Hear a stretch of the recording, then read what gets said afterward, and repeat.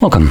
In front of me is a OnePlus Nord CE Lite, and today I'll go over unboxing along with a quick look at the device and its specs. So getting into it, let's pop the box open.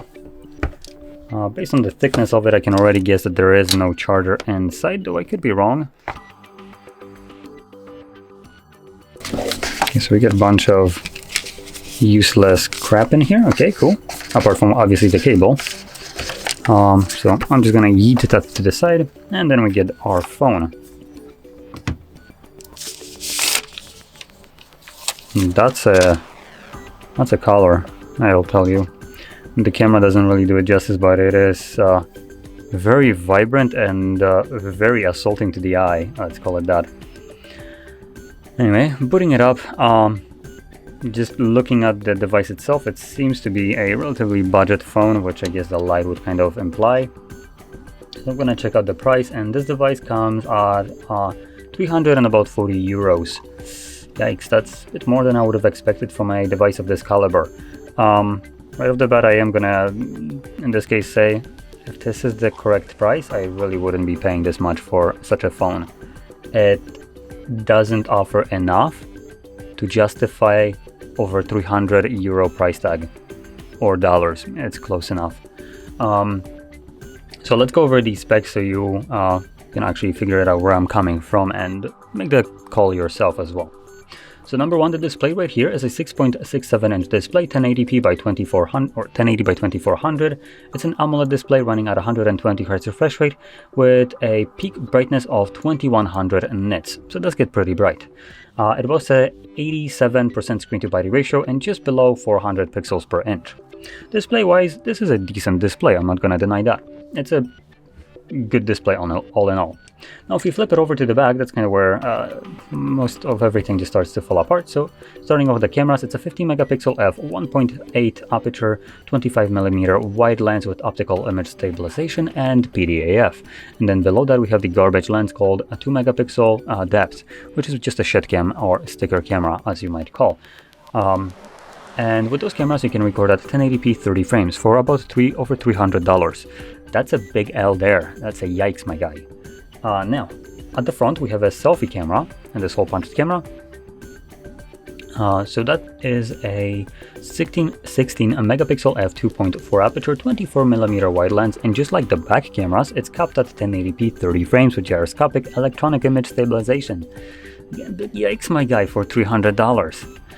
So, continuing on into the internals in this case, where the phone just continuously falls apart in my opinion, we have a decent battery size at 5110 milliamps with a decent charging of 80 watts, though you don't get a charger in the box for $300 frickin'.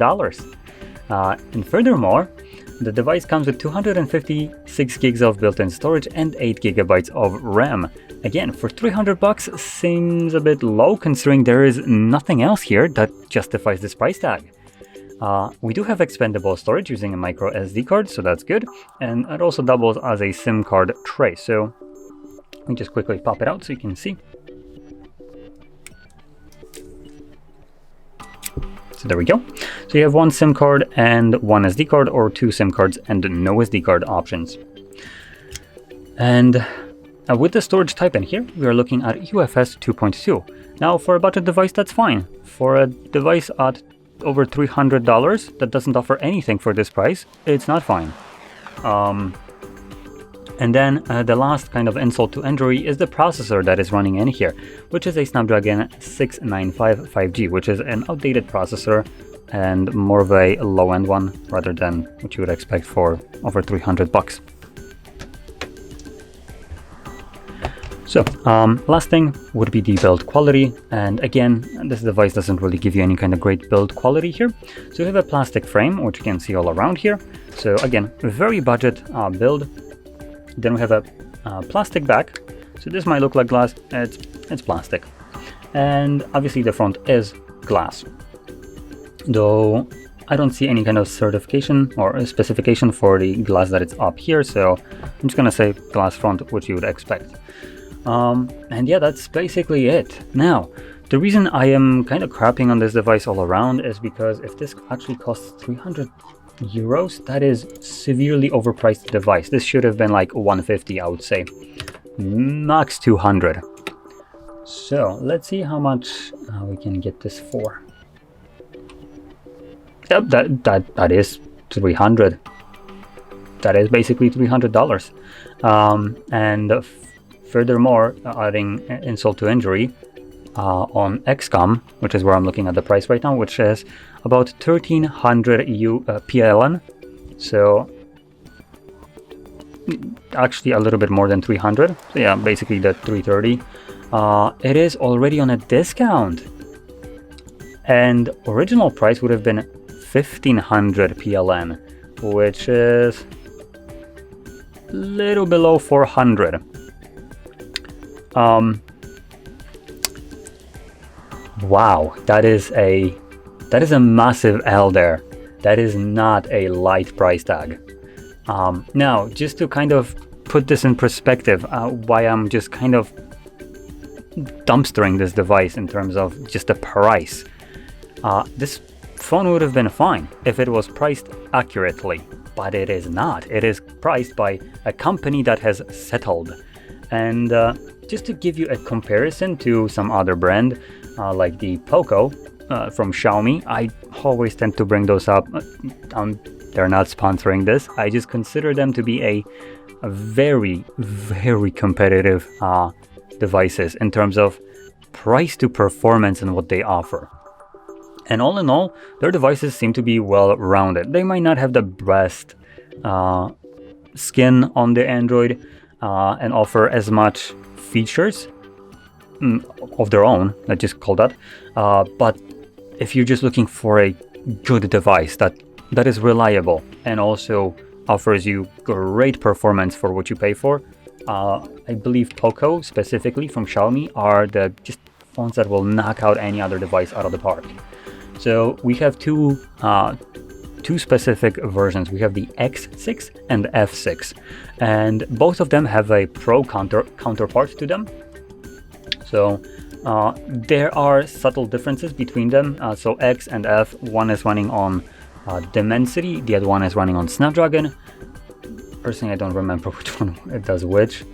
So I'm just gonna open up all of them, because I also don't remember the prices. So this is the F6 running, wow, a significantly better processor. Okay, so this will be probably one of the better comparisons.